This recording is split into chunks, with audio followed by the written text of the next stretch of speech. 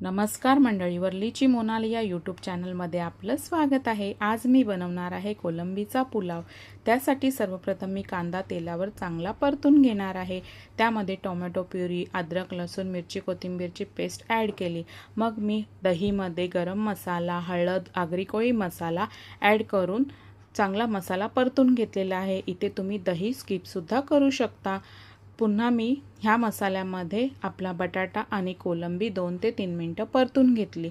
मग मी ह्यामध्ये आपला तांदूळ स्वच्छ धुवून ॲड केला। मग आता मी आवश्यकतेनुसार त्यामध्ये मी पाणी ॲड करून कुकरला 2 ते 3 शिट्ट्या देऊन आपला स्वादिष्ट आणि झणझणीत असा कोलंबीचा पुलाव तयार केलेला आहे। आपल्या पुलावचा संपूर्ण रेसिपीचा व्हिडिओ वर्लीची मोनाली ह्या यूट्यूब चॅनेलवर अपलोड झालेला आहे। चला तर मग मंडळी, वाट कसली पाहताय? व्हिडिओ आवडल्यास लाईक, शेअर, सबस्क्राईब करा। धन्यवाद।